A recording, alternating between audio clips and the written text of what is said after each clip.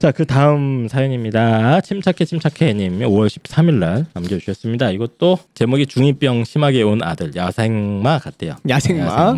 중2 고삐 풀린, 아니 한 번도 고삐를 매본 적도 없는 들판의 야생마 같대요. 수학학원쌤이 저희 중2 아들을 보고 기가 차다면서 하신 말씀이에요.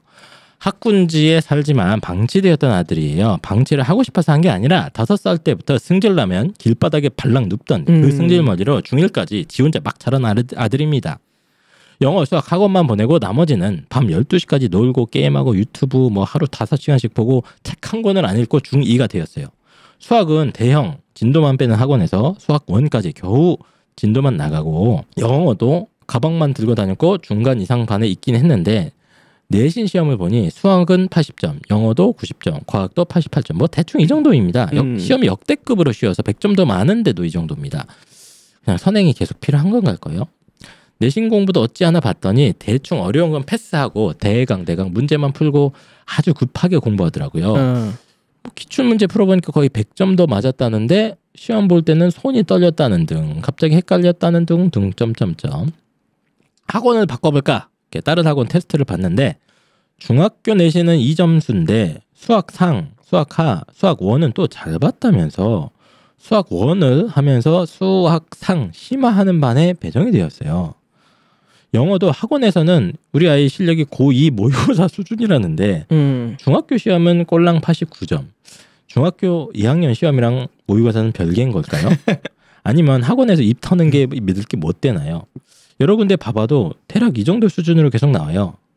테스트 결과는 잘 나오나 봐요. 아마 그러게요. 대치동이나 뭐 분당 쪽에 사시는 것 같은데. 학군지니까. 걱정이 돼서 개별 진도 나가는 수학학원을 보냈더니 고등학교 중간고사 문제지는 80점, 중학교 3학년 기출문제 풀어보면 80점, 중학교 2학년 2학기도 80점. 이해했다.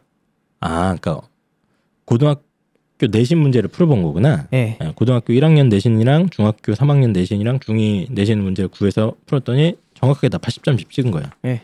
이게 가능한가요? 아이의 정확한 상태를 알아야 방향을 잡을 텐데 물어보면 또 대답은 안 하고요. 학원 어떠니 물어보면 나쁘지 않아. 공부 어렵니 물어보면 늘 딱히 어렵지 않아. 쌤은 어때? 잘 가르치셔? 나쁘지 않아. 엄마 나쁘지 않아. 수학은 이거 왜 틀린 거야? 어려워? 아, 실수야. 고치니까 다 맞던데? 그만 물어봐. 이렇게 합니다. 파악은커녕 5분 이상 돼야 하면 제가 쓰러질 것 같아서 그냥 안 보고 말게 돼요.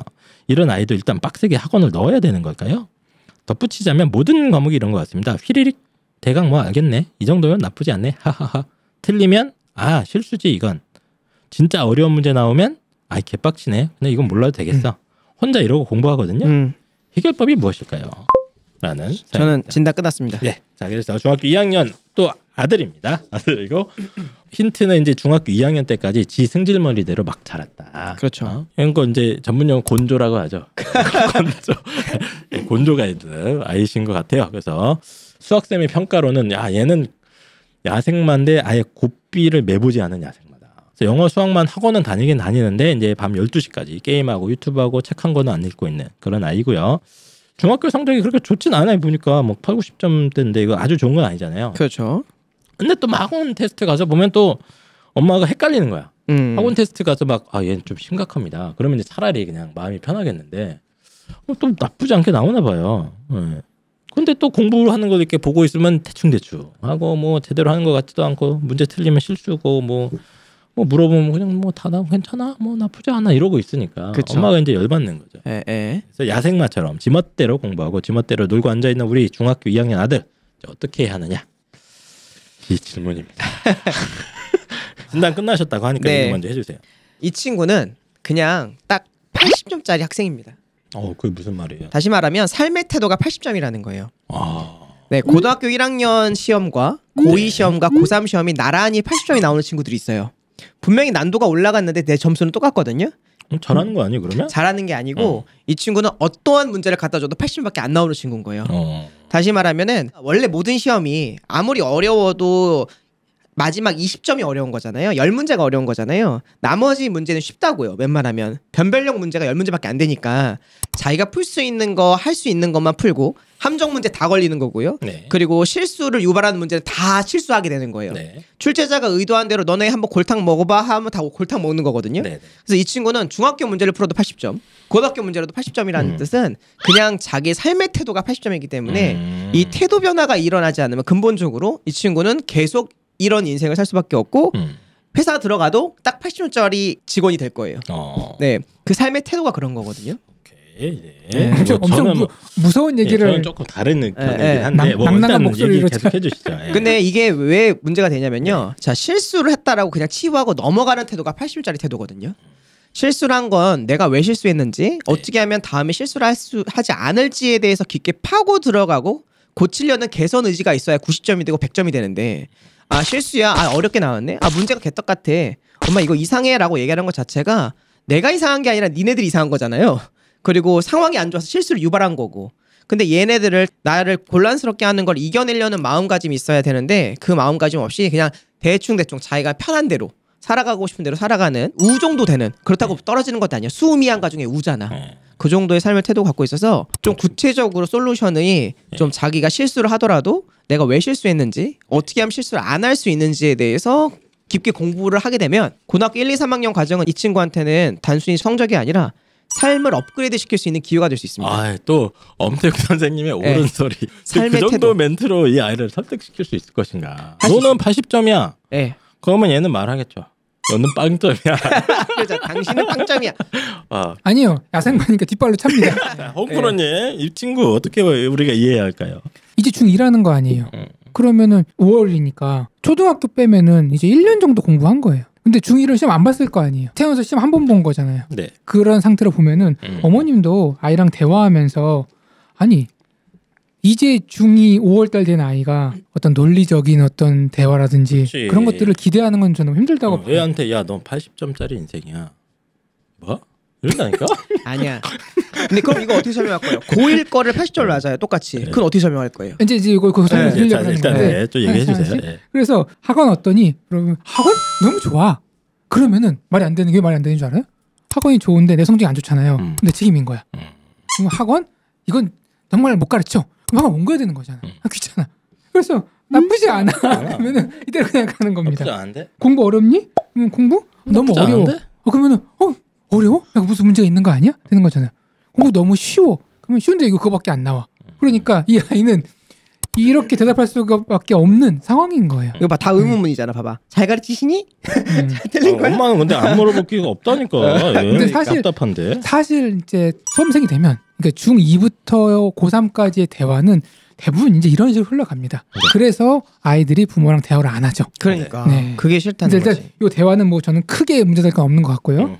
부모님이 혼란스러운 그거잖아요. 그래 우리 아이는 공부를 못해. 인정을 하려고 그랬는데 테스트 보면은 그게 아니래. 나쁘지 않다는 거야. 네.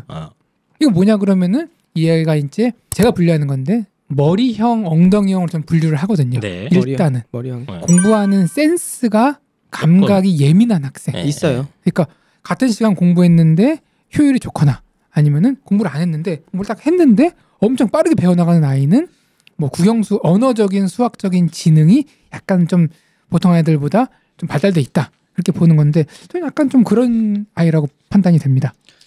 네. 엉덩이형보다는 살짝 머리에 가깝다. 저는 쭉 사연을 읽으면서 네. 이렇게 제가 상담을 많이 하다가 보니까 아이들과 이제 뭐 속 깊은 얘기도 많이 하고 하지 않습니까? 그러다 보면 이제 어머님도 몰랐던 면모도 제가 발견하고 그래요.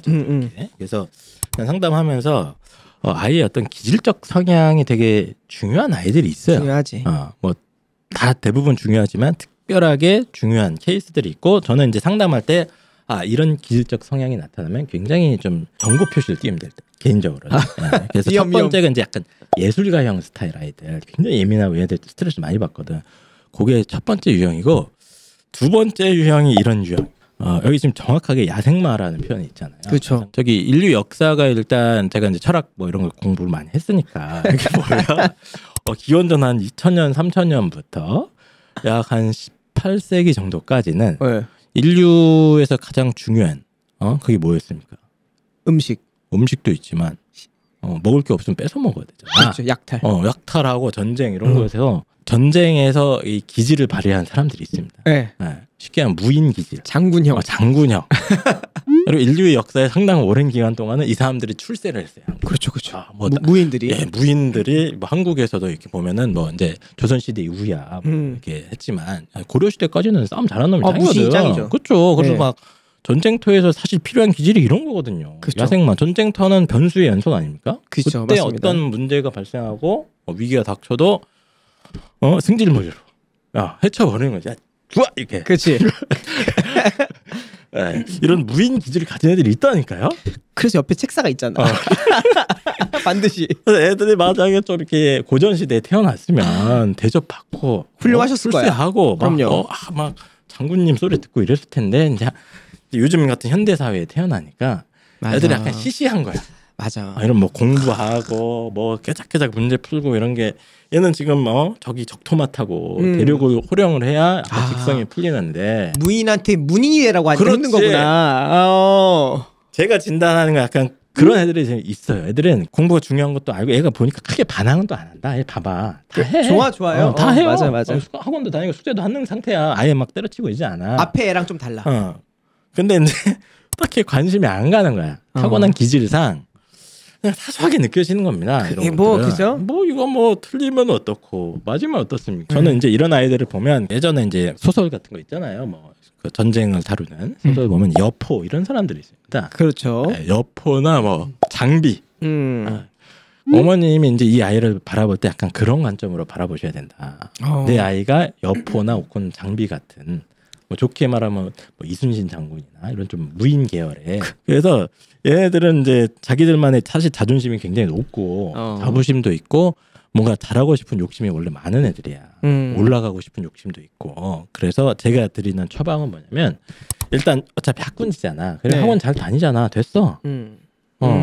됐고 얘가 뭔가 잘할 수 있는 거 빨리 찾아줘야 됩니다. 게임만 빼고 게임 빼고 빠르게 뭐 운동이든 뭐든 이렇게 해갖고 무인 기질을 이렇게 좀 이렇게 호탕하게 호령할 수 있고 자기가 이제 자존감이 이게 커가는 게 되게 중요하지 않습니까? 이 나이 때는 뭔가 자기가 잘하는 것도 찾아보고 뭐 이렇게 내가 또래에 비해서 이렇게 잘 나갈 수도 있구나 노력하면 이런 거 이제 얻어가는 시기인데 빠르게 일단 운동 계열적으로 이 친구는 그걸 찾아서 일단은 이 아이의 기질과 에너지를 그쪽에 좀 이렇게 몰두하게 자꾸 좀 이렇게 게임하고 이러거든요. 좀 있으면 그렇죠, 그러지 맞습니다. 않게 하면서 학원은 어머님 여포가 학원을 다니면 일단 다행입니다. 다행이라고 보고 공부를 하지 못하는 것 같지는 않고 일단 이제 사교육으로 당분간 메꿔야 돼 얘는. 지금 여포 말씀하셨으니까 제가 거기서 얹어서 솔루션 갈게요. 이제 거기서 나왔어요. 자. 그 여포든 뭐 장비든 어떤 장군형들에는요 그 사람들 옆에 항상 누가 있냐 주유 방통 공명이 있단 말이에요. 책사가 필요한 분들이에요. 이분들이 책사가 필요해요. 자 그래서 애가 그랬잖아요.